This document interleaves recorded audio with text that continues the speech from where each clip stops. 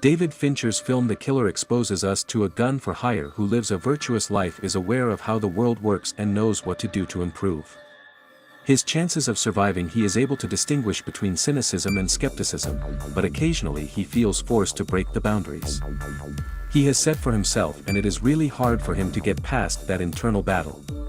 The beginning of The Killer, we saw our assassin sitting on the topmost level of a building and constantly keeping a watch on the apartment that lied right in front of him.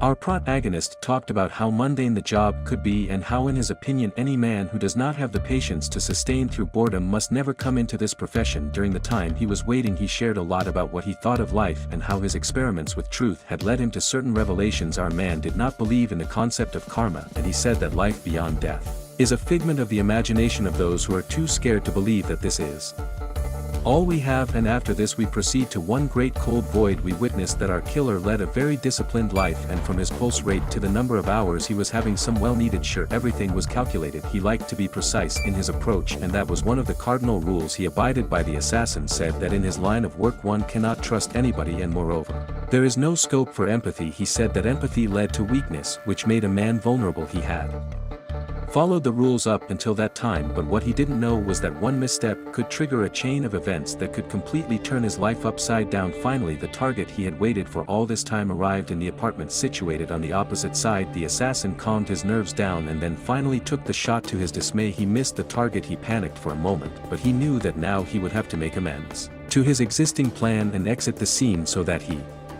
doesn't get caught by the law enforcement authorities. What happened to the killer's family? After the botched job, the assassin went to the Dominican Republic, where he found out that someone had broken into his house and attacked his partner Magdala. He went to the hospital and he found Marcus, his partner's brother, who told him that two people had come out of the house in a green taxi and brutally assaulted Magdala. Marcus said that they needed information about him, but Magdala didn't say a word to them.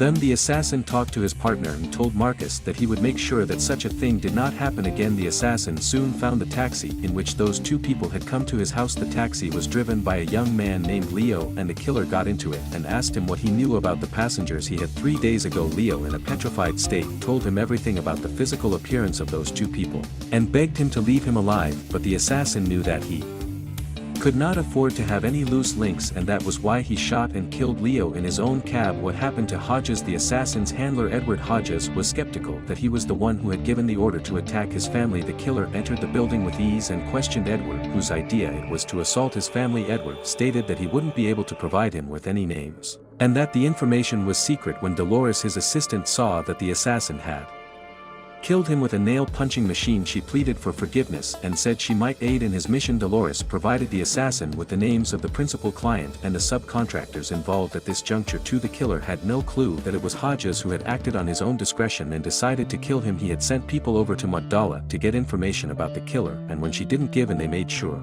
that she bore the consequences of her silence. After getting the information from Dolores, the assassin murdered her too in cold blood. He kept telling himself to not be empathetic, and even when he didn't really want to kill Dolores, he did the cruel act as he knew that he didn't have much of an option. Why did the assassin not kill the client? The assassin first went to St. Petersburg, Florida, where he found the man who was one of the two people who had come to his house to gather information about his whereabouts, and almost killed his partner. The killer made preparations, drugged the dog of the man trespassed on his property, and fought him, at the end of which he killed him. After that he straight away went to New York to meet the other lady who had accompanied the brute. The lady referred to as the expert was confronted by the assassin in a restaurant and caught off guard. The conversation between them was nerve-wracking because it felt like anything could happen. After the dinner, the lady and the assassin went out, where the latter shot the lady point blank before she played any sort of trick on him. The assassin reached the final stage of his quest, and he very easily found where Claiborne the client stayed, how he spent his day, and where he hung out. It was not very difficult for the assassin to break into the high-security apartment of the billionaire, and once again he caught his prey off guard. At the conclusion of the killer, the main character discovered that Hodges had acted independently and had chosen to murder him in exchange for an extra $150,000 that he had stolen from the client. Claiborne had just gotten in touch with Hodges and followed his advice, but he had no idea who the assassin was. The killer gave Claiborne a warning before leaving the flat, promising to make sure Claiborne did not have a very easy death if circumstances required him to return. A terrified Claiborne declared that he had no personal grudge against him, and vowed to never look back on their interaction. We believe that for the first time the killer showed empathy, and there is a possibility that in the future it might backfire on him. We saw the killer was sitting with his partner and enjoying peace and quiet and thinking about that beautiful time he spent with Magdala. He realized that maybe he was also one of many, as he had broken his cardinal rule even after being aware of the consequences it could have.